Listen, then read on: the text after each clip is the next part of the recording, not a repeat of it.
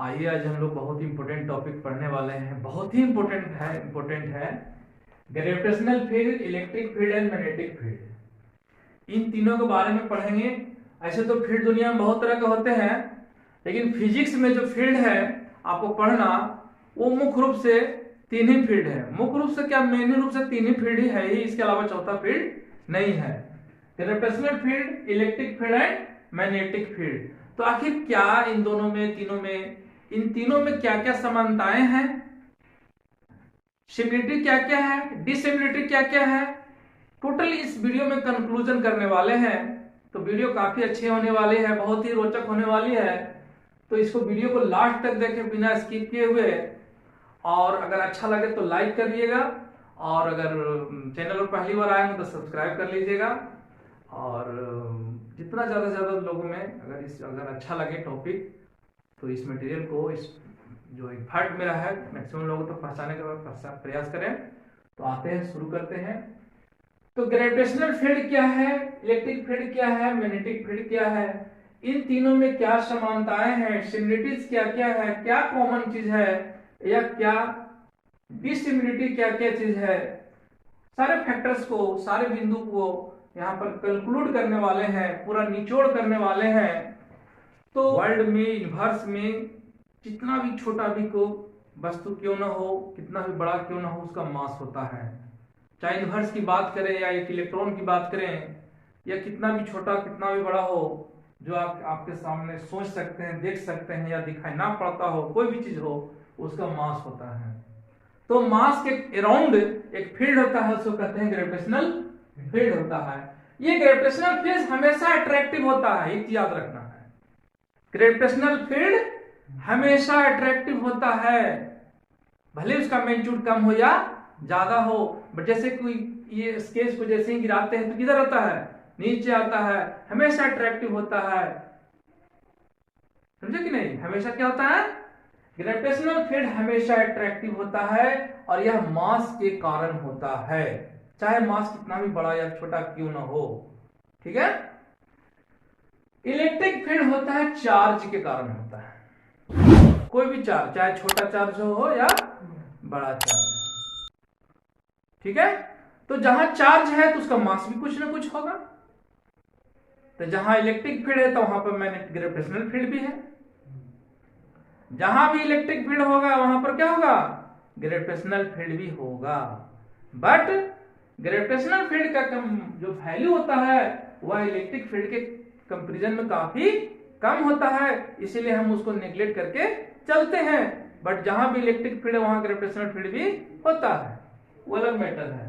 तो electric field किसी कारण होता है, चार्ज के कारण होता है। इलेक्ट्रिक चार्ज के कारण होता है। चार्ज का मैग्नीट्यूड जितना ज्यादा हो, बड़ा होगा, ज्यादा होगा, उतना ज्यादा उसका मैग्नीट्यूड होगा, वो अलग मैटर है। लेकिन होता किसके कारण है, चार्ज के कारण होता है। मैग्नेटिक फील्ड किसके कारण होता है, तो मैग्नेटिक फील्ड जो होता है सिर्फ तीन चीज के कारण होता है। पहला तो आप लोग जानते होंगे कि कोई चुंबक है, बार मैग्नेट, जैसे चुंबक बहुत तरह का होता है। एक बार मैग्नेट जो लेबोरेटरी में यूज करते हैं, इसमें दो पोल होता है, एक नॉर्थ पोल, एक साउथ पोल। तो नॉर्थ पोल के चारों तरफ अगर कोई नीडल को लाते हैं, कंपास सुई के नीडल को लाते हैं, तो क्या होता है, डिफ्लेक्शन होता है। तो उस फील्ड को क्या कहते हैं, मैग्नेटिक फील्ड। ये हुआ बार मैग्नेट के कारण।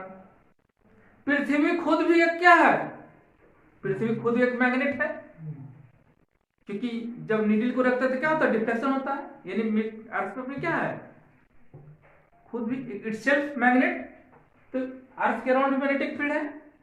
तो और जानते हैं कि अर्थ भी नेगेटिवली चार्ज है, तो इसके कारण फील्ड भी होगा, इलेक्ट्रिक फील्ड भी होगा, और मास भी है तो ग्रेविटेशनल फील्ड भी होगा।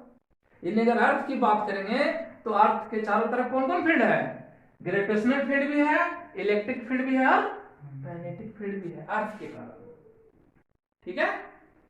तो यह होता है मास के कारण, यह होता है चार्ज के कारण, और यह होता है तीन चीज के कारण। एक तो मैग्नेट के कारण, विशेष प्रकार के पदार्थ के कारण, और पृथ्वी भी होता है। पृथ्वी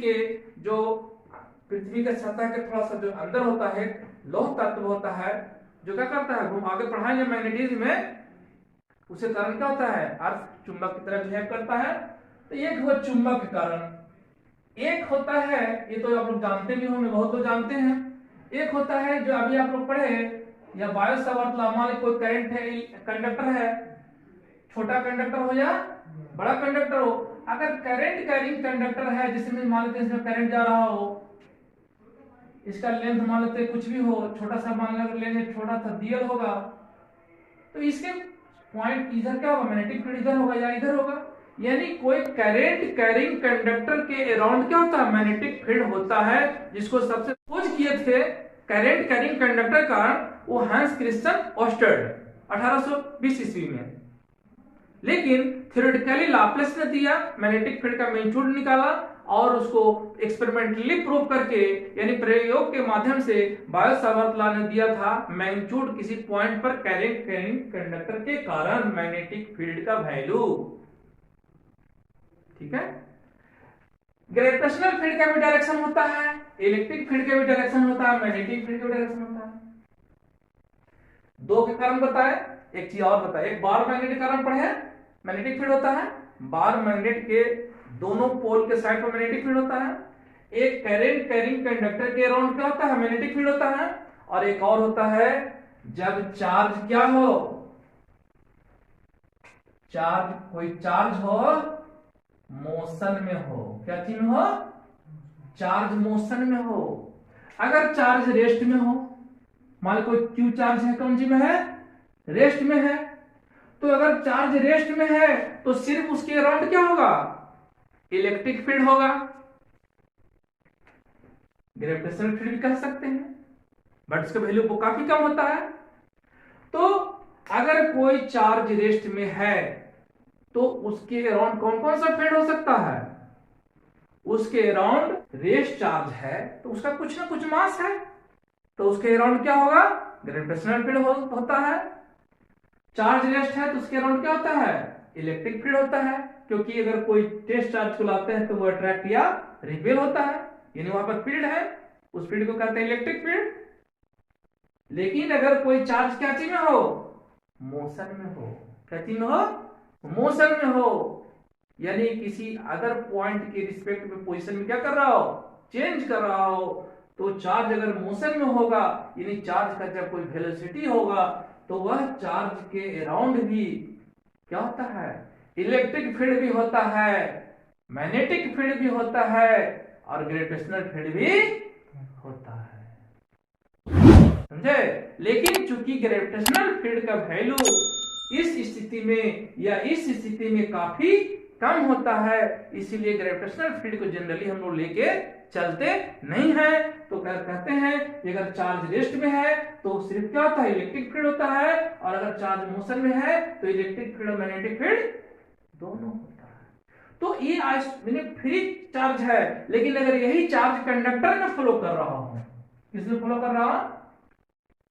ये कंडक्टर है, क्या है, कंडक्टर है, कब फ्लो करेगा, जब पोटेंशियल डिफरेंस अप्लाई करेंगे, इसमें भी तो चार्ज फ्लो कर रहा है, तो इसके अराउंड क्या हो रहा है, सिर्फ इसके अराउंड सिर्फ मैग्नेटिक फील्ड है।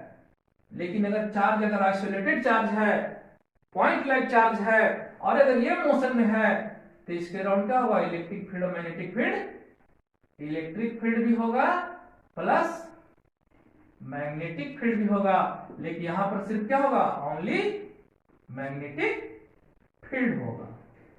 ठीक है, ऑलवेज अट्रैक्टिव, ऑलवेज अट्रैक्टिव, गुरुत्वाकर्षण का क्षेत्र जो होता है उसमें गुरुत्वाकर्षण बल लगता है, ग्रेविटेशनल फील्ड में जो फोर्स लगता है उसको ग्रेविटेशनल फोर्स कहते हैं, और इसमें कहते हैं इलेक्ट्रोस्टैटिक फोर्स कहते हैं, और इसमें कहते हैं मैग्नेटिक फोर्स कहते हैं। इसमें ग्रेविटेशनल फील्ड इंटेंसिटी होता है, इसमें इलेक्ट्रिकल फील्ड इंटेंसिटी होता है, इसमें मैग्नेटिक फील्ड इंटेंसिटी होता है।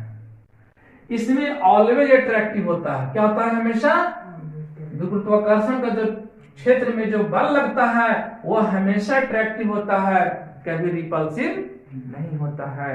लेकिन इलेक्ट्रिक फील्ड के अंदर कोई चार्ज पर अट्रैक्टिव फोर्स भी लग सकता है और रिपल्सिव भी लग सकता है। मान लेते हैं ये टेस्ट चार्ज है, ये सोर्स चार्ज है, तो अगर दोनों सेम नेचर का होगा तो रिपल्सन होगा, दोनों अपोजिट नेचर का होगा तो अट्रैक्शन होगा। किसमें? इलेक्ट्रिक फील्ड में। मैग्नेटिक फील्ड में क्या होता है, यहां भी अट्रैक्टिव भी होता है और रिपल्सिव भी होता है। आप देख रहे हैं, ये सिर्फ अट्रैक्टिव है, ये अट्रैक्टिव रिपल्सिव दोनों होता है। इलेक्ट्रिक फील्ड के अंदर फोर्स को क्या कहेंगे? Electrostatic force. तो इलेक्ट्रोस्टैटिक फोर्स जो होता है उसमें अट्रैक्टिव फोर्स भी होता है और रिपल्सिव फोर्स भी होता है। मैग्नेटिक फील्ड के अंदर जो मैग्नेटिक फोर्स होगा वह अट्रैक्टिव भी हो सकता है और रिपल्सिव भी हो सकता है, बट ग्रेविटेशनल फील्ड हमेशा क्या होता है? अट्रैक्टिव होता है। ठीक है, इसमें क्या होता है, इसमें जो ग्रेविटेशनल फील्ड के अंदर जो फोर्स आता है उसका फोर्स इनवर्स स्क्वायर लॉ को फॉलो करता है। Inverse square law, inverse square law क्या कहता है? फोर्स जो होता है आर स्क्वायर के इनवर्सली प्रोपोर्शनल होता है। यानी तीनों ग्रेविटेशनल फील्ड के अंदर, इलेक्ट्रिक फील्ड के अंदर, मैग्नेटिक फील्ड के अंदर जो फोर्स का जो वैल्यू होता है वह इनवर्स स्क्वायर लॉ को फॉलो तीनों करता है। ये तीनों को समानता है। यह मीडियम पर डिपेंड नहीं करता है, मीडियम पर डिपेंड नहीं करता है, यह मीडियम पर डिपेंड करता है, यह मीडियम पर डिपेंड करता है। समझे? ये मीडियम पर डिपेंड करता है, ये मीडियम पर डिपेंड करता है, बट ये मीडियम पर डिपेंड नहीं करता है। ग्रेविटेशनल फोर्स को, ग्रेविटेशनल फील्ड के अंदर जो ग्रेविटेशनल फोर्स लगता है वह मीडियम पर डिपेंड नहीं करता है। मतलब कि अगर ये पेन है और अगर अर्थ है, इसके बीच में अगर लोहा का तख्ता रख दें, शीशा रख दें, कुछ रख दें, ग्रेविटेशनल फोर्स में कोई परिवर्तन नहीं होगा। लेकिन अगर दो को चार्ज है, अगर इसके बीच में ग्लास रख दीजिएगा, लोहा रख दीजिएगा, कुछ और पदार्थ रख दीजिएगा, तो इलेक्ट्रोस्टैटिक फोर्स में वैल्यू चेक कर जाएगा, चेंज कर जाता है। मैग्नेटिक फोर्स में अगर दो मैग्नेटिक फील्ड है, किसी भी चीज के कारण हो, अगर बीच में मीडियम रख देंगे तो क्या कर जाएगा? मैग्नेटिक फोर्स चेंज कर जाता है। ठीक है, ये अट्रैक्टिव भी और रिपल्सिव दोनों, अट्रैक्टिव रिपल्सिव दोनों, सिर्फ अट्रैक्टिव। ठीक है, और कांस्टेंट की बात करते हैं। यहां जब पढ़ते हैं ग्रेविटेशनल फील्ड में जब फोर्स निकालते हैं तो वहां पे कांस्टेंट आता है जिसको कहते हैं ग्रेविटेशनल कांस्टेंट कहते हैं। इलेक्ट्रोस्टैटिक फोर्स में कांस्टेंट आता है, इस जब फोर्स निकालते हैं तो इसमें प्रोपोर्शनलिटी कांस्टेंट आता है, उसको कहते हैं 1/4 पाई एप्सिलॉन कहते हैं। इसमें एक कांस्टेंट आता है, इसको कहते हैं μ/4 पाई कहते हैं। इसका वैल्यू होता है कितना? इसका वैल्यू कितना होता है? इसका वैल्यू कितना होता है? इसको यूनिवर्सल कांस्टेंट कहते हैं, सर्वमान। कभी इसका वैल्यू चेंज नहीं करता है, इसका मान क्या करता है? मीडियम के अनुसार चेंज करता है, इसका वैल्यू मीडियम के अनुसार चेंज करता है। इसमें आप इसको ऐसे भी लिख सकते हैं 1/4 pi epsilon not into epsilon r लिख सकते हैं। इसको आप ऐसे लिख सकते हैं mu not into mu r by क्या लिखिएगा? 4 पाई लिखिएगा। ये कांस्टेंट है, ये प्रोपोर्शनलिटी कांस्टेंट है या ये प्रोपोर्शनलिटी कांस्टेंट है। किसके लिए? मैग्नेटिक फील्ड में। और ये क्या है? इलेक्ट्रिक फील्ड में ये कांस्टेंट प्रोपोर्शनलिटी कांस्टेंट है। और ये क्या है? ग्रेविटेशनल फील्ड में प्रोपोर्शनलिटी कांस्टेंट है। ठीक है, यहां पर ये एप्सिलॉन क्या है? परमिटिविटी है। ये क्या है? परमिएबिलिटी है। परमिएबिलिटी है, ये परमिटिविटी है, ये परमिएबिलिटी है। ये परमिटिविटी अब फ्री स्पेस हुआ, ये परमिएबिलिटी अब फ्री स्पेस हुआ। ये परमिटिविटी अब रिलेटिव परमिटिविटी हुआ, ये रिलेटिव परमिएबिलिटी हुआ। समझे? ये रिलेटिव परमिटिविटी का वैल्यू यहां पर ग्रेविटेशनल फील्ड के अंदर ग्रेविटेशनल फोर्स में ग्रेविटेशनल कांस्टेंट का वैल्यू होता है 6.67 × 10⁻11 न्यूटन मीटर स्क्वायर पर केजी स्क्वायर। इलेक्ट्रिक फील्ड के अंदर जो इलेक्ट्रोस्टैटिक फोर्स लगता है उसमें जो प्रोपोर्शनलिटी कांस्टेंट आता है, उसमें अगर एयर या वैक्यूम मीडियम लेते हैं तो 1/4 पर एक्सेलरेटर का वैल्यू कितना होता है 9 न्यूटन मीटर स्क्वायर पर कूलम स्क्वायर होता है, जिसमें से परमिटिविटी या फ्री स्पेस का वैल्यू होता है 8.85 × 10⁻12 कूलम स्क्वायर पर न्यूटन पर मीटर स्क्वायर। और इलेक्ट्रिक फील्ड डेंसिटी का यूनिट होता है वोल्ट पर मीटर या न्यूटन पर कूलम। और इसमें मैग्नेटिक फील्ड में जो होता है प्रोपोर्शनलिटी कांस्टेंट μ0/4 पाई किसके लिए एयर और वैक्यूम मीडियम रहेगा तब, तो उसका था 10⁻7 टेस्ला मीटर पर एम्पियर। और इसमें μ0 क्या है परमेबिलिटी ऑफ फ्री स्पेस है, इसका वैल्यू होता है 4.10⁻7 यूनिट होता है, इसका यूनिट जो भी होगा है ना। तो कहने अब मैग्नेटिक फील्ड का जो मैग्नेटिक फील्ड डेंसिटी को डिनोट करते हैं बी से, और इसका यूनिट होता है साइन का टेस्ला होता है, जो कि काफी बड़ा यूनिट होता है। और 1 टेस्ला इक्वल टू होता है 10⁻4 टेस्ट गॉस, या 1 गॉस इक्वल टू 10⁻4 टेस्ला होता है। तो इस तरह से आपने देखा, आपने समझा कि ग्रेविटेशनल फील्ड, इलेक्ट्रिक फील्ड और मैग्नेटिक फील्ड में क्या समानताएं हैं और क्या डिसिमिलरिटी है और क्या सिमिलरिटी है। तो आई होप आप इसको वीडियो को अगर अच्छा लगा होगा तो आप इसको लाइक कर दीजिएगा, और अगर चैनल पर पहली बार आए तो सब्सक्राइब कर लीजिएगा। और अगर अच्छा लगा होगा वीडियो तो जितना ज्यादा से ज्यादा लोगों में कर कीजिए, शेयर कीजिए, बताइए लोगों को, और लोगों को भी बेनिफिट हो आपके साथ साथ। तो मिलते हैं नेक्स्ट वीडियो में, तब तक के लिए जय हिंद।